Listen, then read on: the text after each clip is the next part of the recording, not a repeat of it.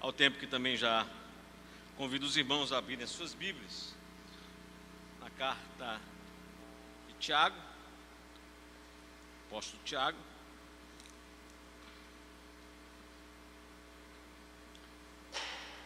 Livro de Tiago, capítulo 4,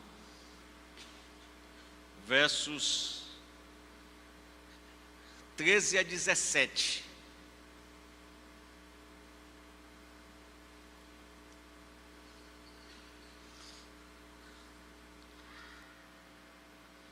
Tiago 13 a 17. Diz assim a palavra do nosso Deus: a falibilidade dos projetos humanos. Atendei agora, vós que dizeis: hoje ou amanhã iremos para a cidade tal, e lá passaremos o ano, negociaremos e teremos lucro. Vós não sabeis o que sucederá amanhã, que é a vossa vida. Sois apenas como neblina que aparece, por instante logo se dissipa. Em vez disso, deveis dizer: se o Senhor quiser, nós só viveremos, como também faremos isto ou aquilo. Agora, entretanto, vos jactais das vossas arrogantes pretensões. Toda jactância semelhante a essa é maligna.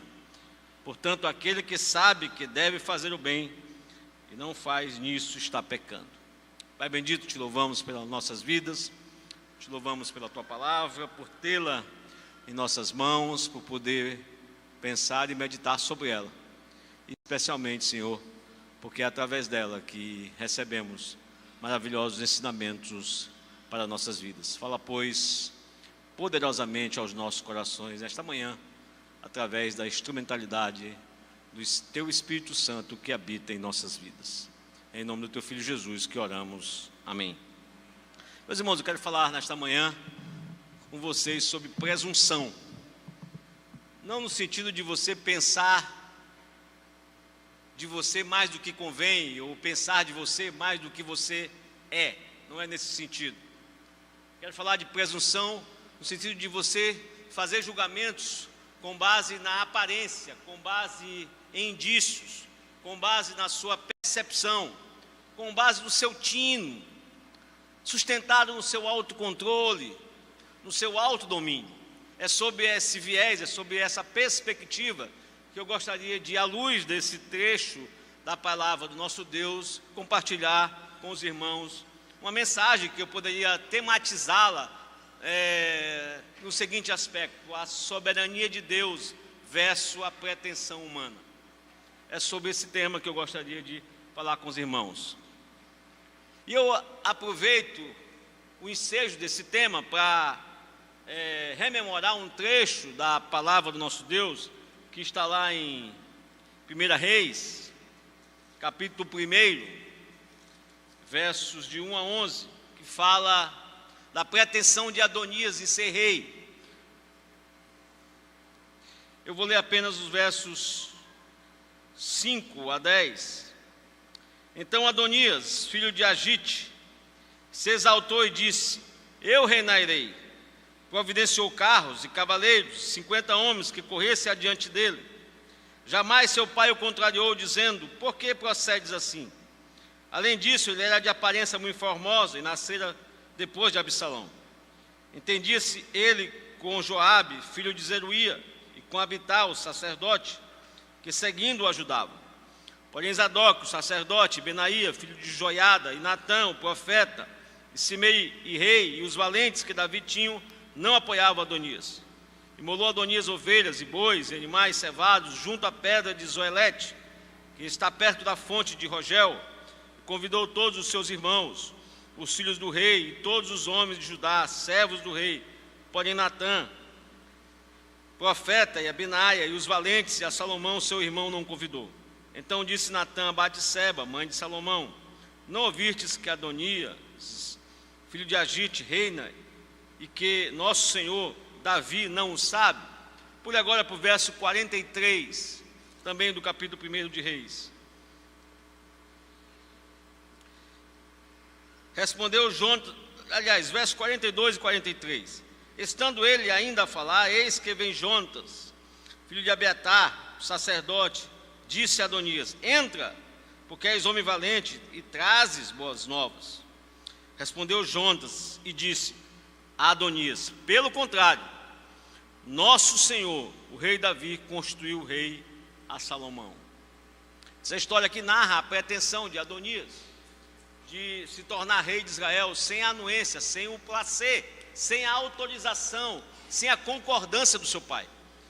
E ele se instituiu o próprio rei de Israel, a revelia do seu pai, estando seu pai já acamado e em ditosa velhice, e sem condições de perceber algumas ações estratégicas pelas quais Adonias havia escolhido para se tornar rei, sem que o seu pai assim o autorizasse.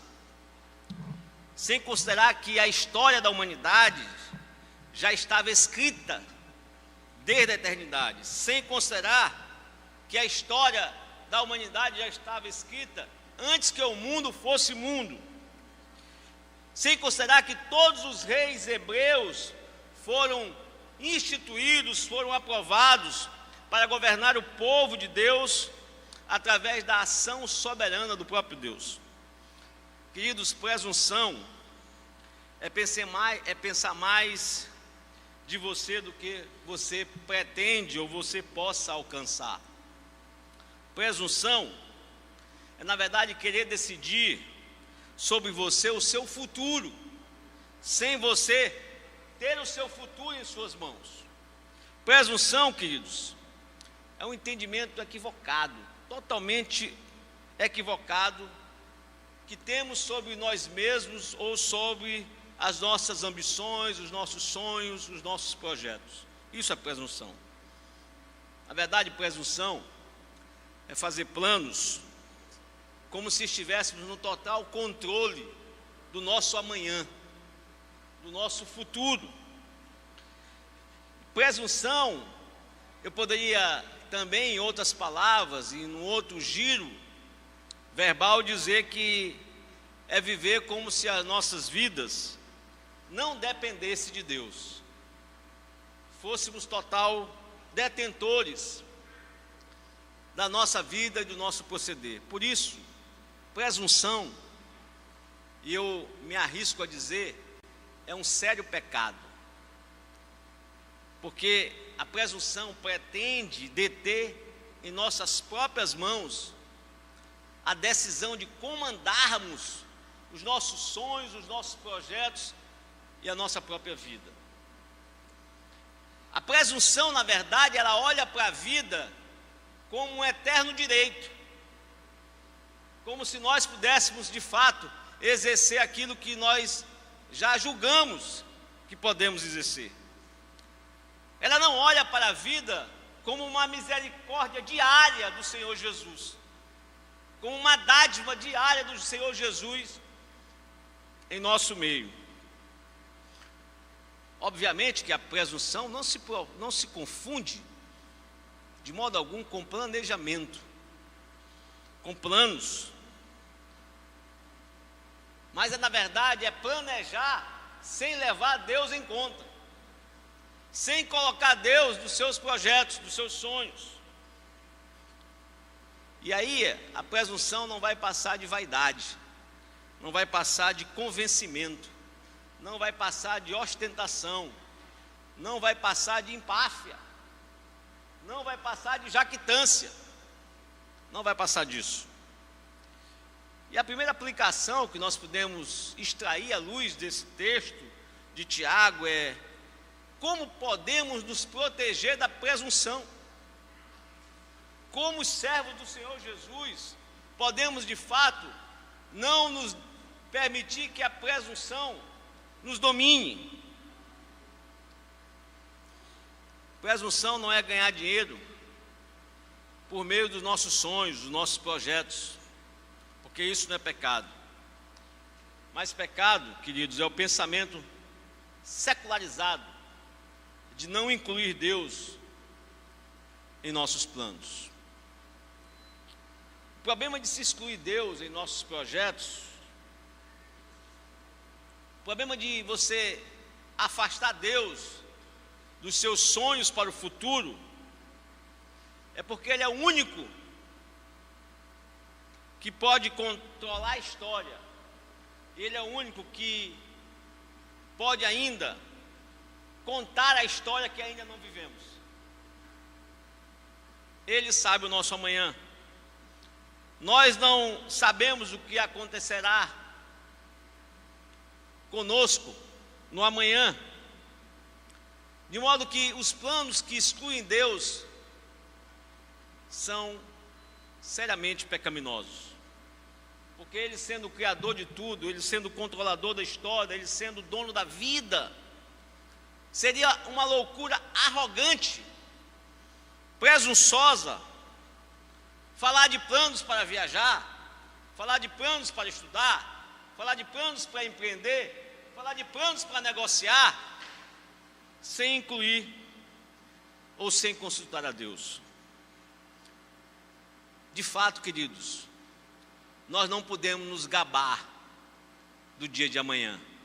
Nós nem sequer sabemos do que acontecerá quando sairmos daqui, deste local, alguns instantes. Deus, queridos, é quem escolhe o nosso nascimento. Deus é quem escolhe o dia da nossa morte. E sem sequer nos consulta. Pior do que isso, sem sequer nos comunica. Porque Ele podia escolher e dizer a nós: olha, eu já escolhi o seu dia. Somos completamente desconhecedores do nosso futuro. Deus é quem escolhe todos os propósitos da nossa vida. Por isso que os propósitos da nossa vida não podem ser outros senão glorificar a Deus. Tudo que viermos a fazer, tudo que viermos a planejar, tudo que viermos a sonhar, deve ter como propósito a glória do Senhor Jesus. E a pergunta enfática que cabe nesse momento é: de que forma, de que maneira podemos glorificar a Deus? Primeiramente, vejo aí no verso 14, que o apóstolo Tiago diz que vós não sabeis o que sucederá amanhã. A primeira forma de glorificarmos a Deus com os propósitos da nossa vida é termos a consciência da nossa ignorância. Termos o entendimento acerca da nossa ignorância, do nosso desconhecimento. Nós não sabemos o futuro, nós não sabemos nem sequer o futuro imediato. Um dia pode mudar tudo em nossas vidas. Esse, na verdade, é o pensamento do homem materialista. Ele pensa que o lucro, que o resultado, que o ganho é que sustenta o seu caminho, é que sustenta a sua vida. E esse é o homem sensato, que faz planos somente para esta vida e não faz planos para a vida vindoura, para a vida à frente. É nesta vida que o imprudente, e desse modo que ele pensa, porque ele faz planos sem considerar a vontade de Deus e somente considera a sua vontade. Então a primeira forma de glorificarmos a Deus e nos afastando e impossibilitando que a presunção domine a nossa vida é termos a plena consciência da nossa ignorância. Mas precisamos também entender que precisamos ter a plena consciência da nossa fragilidade.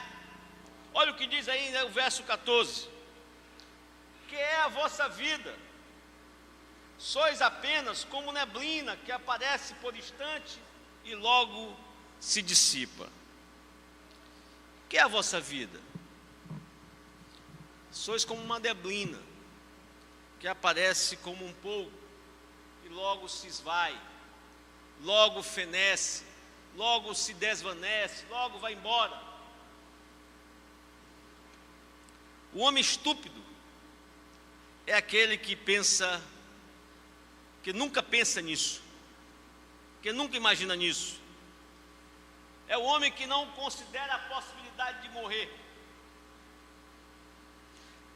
A presunção do homem, na verdade, ela tenta esconder a sua fragilidade, a sua pequenez. Mas o homem não pode controlar os eventos futuros. E para qualquer tentativa de que ele pensa de achar segurança, ele jamais achará, porque é uma ilusão. E aí o orgulho muitas das vezes nos leva a acreditar no nosso autocontrole, na nossa autossuficiência, na nossa destreza, nossa capacidade de empreender, de pensar, nos nossos recursos. E a atitude disso tudo desconsidera Deus do centro do nosso planejamento. Como glorificar a Deus em nossa vida? Primeiro, tendo a consciência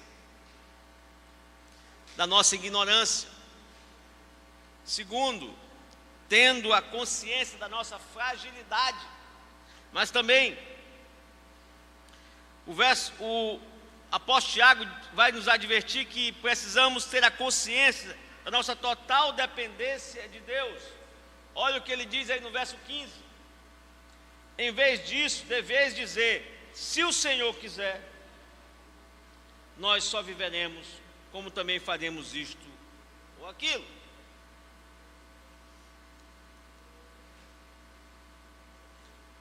E aí eu farei uma segunda indagação. A primeira foi: como glorificar a Deus através da nossa vida, ou como nos afastar da presunção e buscar glorificar a Deus. Mas eu posso fazer uma segunda indagação com uma aplicação desse texto. Quais são os perigos da presunção? Queridos, a presunção, ela envolve tomar em nossas próprias mãos o nosso destino. É querer deixar sobre nós, sobre o nosso controle, ou pensar dessa forma, que temos controle sobre o nosso destino. E como a presunção é pecado, quando nós imaginamos dessa forma, ou pensamos em agir dessa forma, isso vai envolver uma declarada desobediência à vontade de Deus, ou vai evidenciar a nossa desobediência em face de não colocarmos a nossa vida diante do Senhor. É na verdade o que diz o verso 17 aí de Tiago. Ele vai dizer: portanto, aquele que sabe que deve fazer o bem e não faz, nisso está pecando. Nós podemos afirmar, sem nenhum exagero, que a vida humana, ela envolve múltiplas e complexas decisões.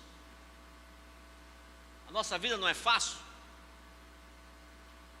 O dia a dia não é fácil.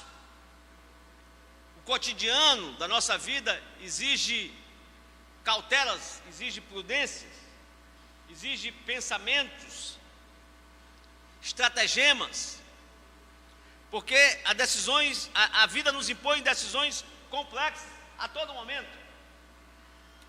Precisamos tomar decisões e somos produtos de decisões que nós tomamos. Somos fruto de decisões que nós tomamos. Como queremos ser? Como queremos andar? Com quem queremos nos casar? O que iremos fazer? A vida sempre nos impõe decisões complexas. E por outro lado, a vida humana não está sob o nosso controle. Nós não conhecemos nada sobre o futuro. E nem sequer podemos saber o que é melhor para nós em cada uma dessas decisões que a vida nos coloca. Mas há uma verdade incontroversa. é que a vida humana está sob o controle divino. A vida humana está sob o controle de Deus. Se Deus quiser, iremos. Se Deus quiser, compraremos. Se Deus quiser, seremos. Se Deus quiser, ganharemos. E aí a gente pode concluir que um cristão humilde é aquele que busca a direção de Deus para a sua vida. É aquele que se coloca na total dependência de Deus. Por isso que a oração é um dos instrumentos mais maravilhosos e poderosos que Deus colocou em nossas vidas.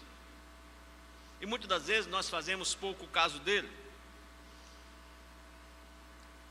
E aí nós podemos olhar para essas decisões complexas e difíceis que nos aparecem no dia a dia das nossas vidas e entendermos que sobre elas nós podemos tomar 3 atitudes. Primeiro, ignorar a vontade de Deus. Podemos totalmente imaginar que Deus não tem um propósito para nós. Deus nos fez vir a esse mundo, nos trouxe a esse mundo, mas Ele não esboçou, não tracejou, não enumerou nenhum propósito para nossas vidas. Não há nenhuma vontade de Deus para nossas vidas. Podemos viver copiosamente dessa forma, ignorando que Deus não está nem aí para nós e muito menos está preocupado com as decisões que tomamos, sejam elas quais forem no dia a dia das nossas vidas. Essa seria uma atitude. Ignorarmos a Deus. É o que Tiago diz aí no verso 13, 14 e 16, evidenciando a tolice da ignorância. Olha o que ele diz: atendei agora, vós que dizeis hoje ou amanhã, iremos para a cidade tal, e lá passaremos o ano, e negociaremos e teremos lucro. Verso 14: vós não sabeis o que sucederá amanhã, que é a vossa vida, sois apenas como neblina, que aparece por instante e logo dissipa. Verso 16: agora, entretanto, vós jactais das vossas arrogantes pretensões. Toda jactância semelhante a essa é maligna. Uma das atitudes que podemos tomar com relação às decisões que a vida nos coloca é, de maneira tola, ignorarmos a vontade de Deus, sem considerar que a vida nos impõe decisões complexas, decisões que envolvem compra, decisões que envolvem vender, e eu quero ser bem pragmático nesse aspecto, decisões que envolvem ter lucros, decisões que envolvem perder. Queridos, a vida é feita de pessoas e lugares, de atividades e alvos, de dias e anos.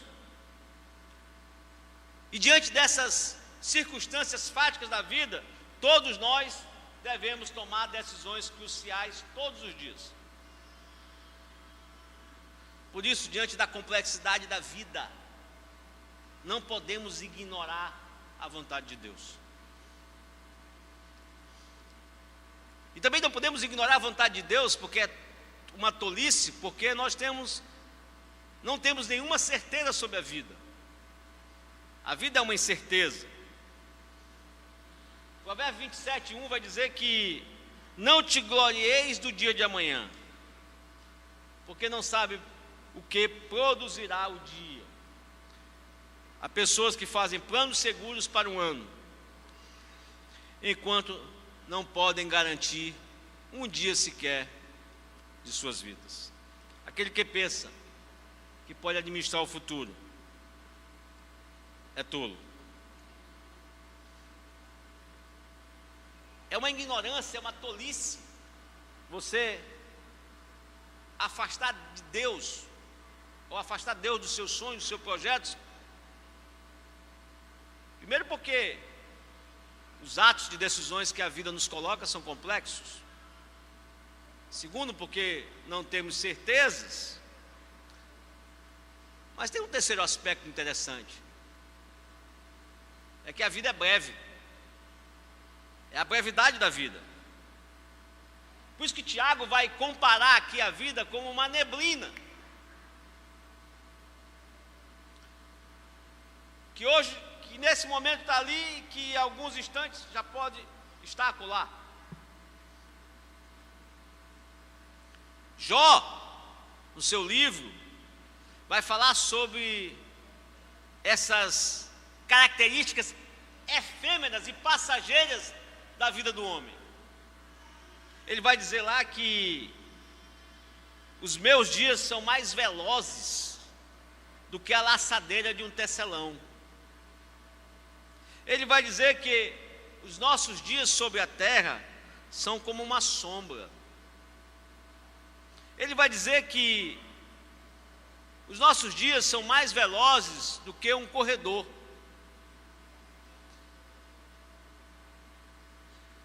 Moisés diz lá no Salmo 39, de 1 a 6, que eu vou fazer questão de ler, o seguinte: disse comigo mesmo, guardarei os meus caminhos para não pecar com a língua, porém mordaça a minha boca enquanto estiver na minha presença o ímpio. Emudeci em silêncio, calei acerca do bem, e a minha dor se agravou. Esbraseou-se-me no peito o coração, enquanto eu meditava. Ateou-se fogo. Então disse eu com a própria língua: dá-me a conhecer, Senhor, o meu fim, e qual a soma dos meus dias, para que eu reconheça a minha fragilidade. Deste aos meus dias o comprimento de alguns palmos. A tua presença, o prazo da minha vida é nada.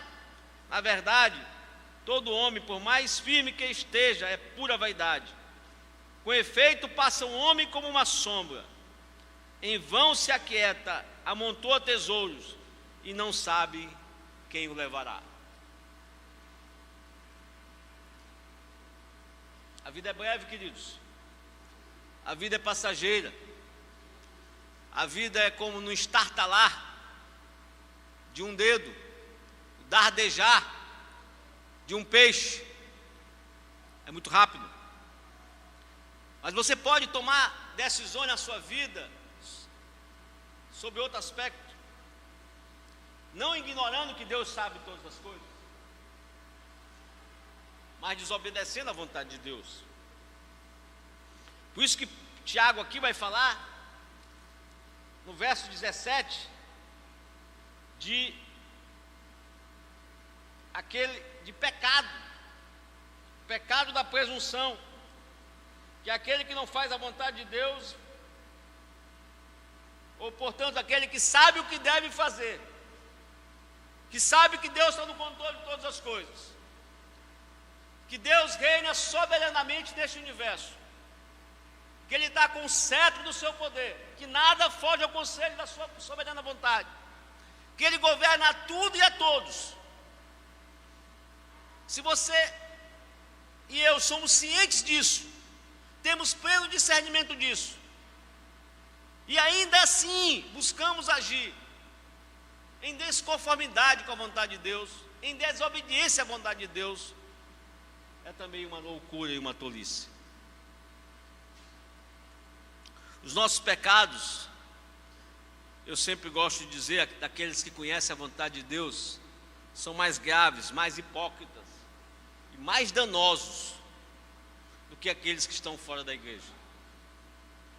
São mais graves porque conhecemos a verdade. São mais hipócritas porque denunciamos aqueles que vivem fora da presença de Deus. São mais danosos porque confessamos que Cristo é o guia das nossas vidas. E quando desobedecemos a Ele, fazemos pouco caso do sacrifício vicário e redentivo dele na cruz do Calvário. Agir em desobediência à vontade de Deus é extremamente temerário e evidencia primeiramente orgulho, especialmente se você conhece a vontade, porque você passa a se considerar dono do seu próprio destino,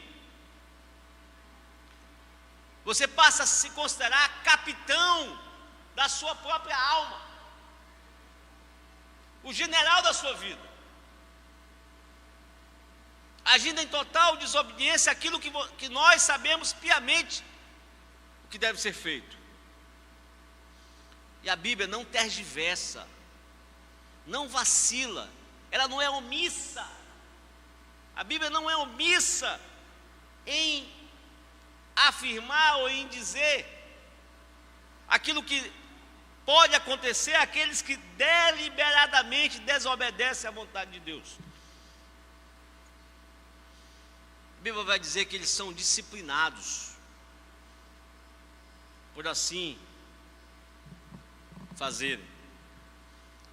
A Bíblia vai dizer em vários textos, um deles, 1 Coríntios 9, 24 a 27, que aquele que desobedece à vontade de Deus perde recompensas. A Bíblia vai dizer que aqueles que desobedecem à vontade de Deus sofrerão consequências na segunda vida de Cristo. Nós podemos, com relação aos atos dessa vida, agir ignorando que Deus sabe e controla todo o futuro.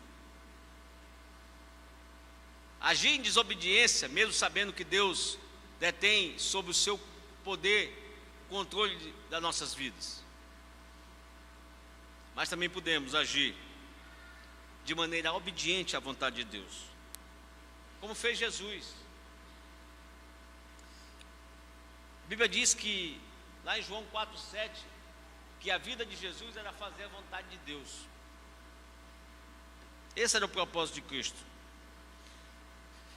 Que a vontade de Deus, e a Bíblia é clara, quando ela nos chama a atenção, aqui no livro de 1 Tessalonicenses, verso 5, de 16 a 17, ela vai dizer: regozijai-vos sempre, orai sem cessar, em tudo dai graças, porque esta é a vontade de Deus em Cristo Jesus para convosco. Em tudo dai graças. É muitas das vezes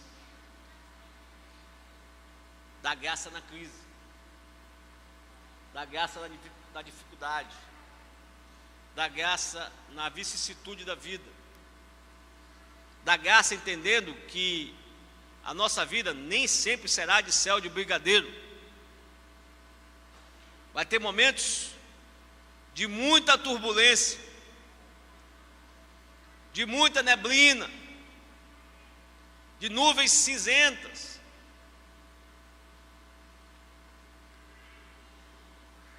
A Bíblia diz que Deus revela a sua vontade àqueles que o buscam.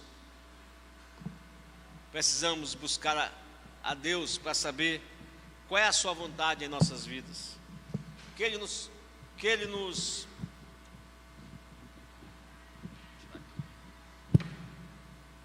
nos prepara para conosco, que de fato Ele tem como vontade para nós. Devemos procurar saber a vontade de Deus, e o apóstolo Paulo ordena muito bem isso, nos orienta muito bem isso. O livro de Efésios, capítulo 5, versos 17, diz o seguinte: por esta razão não vos tornei insensatos, mas procurai compreender qual é a vontade do Senhor. É insensatez, é tolice, é ignorância vivermos sabendo que Deus está no controle de tudo, e não colocarmos as nossas vidas, os nossos sonhos, os nossos projetos, as nossas futuras decisões diante dele. O livro de Romanos também, se eu não me engano, aqui no versos de 1 a, 12:2, o verso 12:2, isso mesmo, nos orienta a isso. Não vos conformeis com este século, mas transformai-vos pela renovação da vossa mente, para que experimenteis qual seja a boa, agradável e perfeita vontade de Deus. O mundo ignora Deus. O mundo está de costa para Deus. O mundo não vai nos admoestar, nos aconselhar.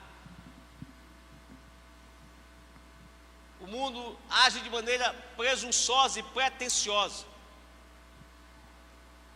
Só aqueles que sabem que Deus está no controle de tudo, que Deus é aquele que nos amou com amor eterno, que Deus é aquele que quer o melhor para nós, se ajoelha diante da presença do Senhor e coloca as suas vidas diante do Deus vivo. A oração, eu sempre gosto de dizer, ela pode tudo que Deus pode. Se Deus pode, se você acha que Deus pode, se você acha que Deus é o Deus do impossível, eu quero dizer que a oração pode fazer o impossível na sua vida. Pois jamais pode haver uma situação, pois jamais pode haver uma circunstância na sua vida, pois jamais pode haver um problema na sua vida que Deus não possa te socorrer. Não existe problema que Deus não possa te socorrer. Deus é aquele que pode tudo.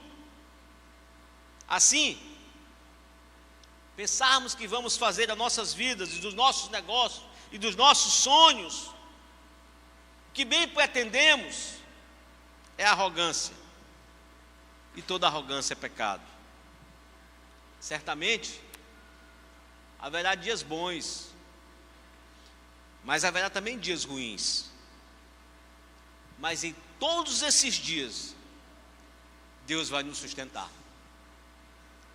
Todos esses dias, Deus estará presente conosco. É importante planejar, é importante ter sonhos. Até que ponto o planejamento das nossas vidas e dos nossos sonhos podem ser de fato prejudiciais a nós, serem desconforme a nossa própria vontade, quando queremos prevalecer a nossa vontade a pretexto da vontade de Deus. Pois aí sim, os males virão como consequência.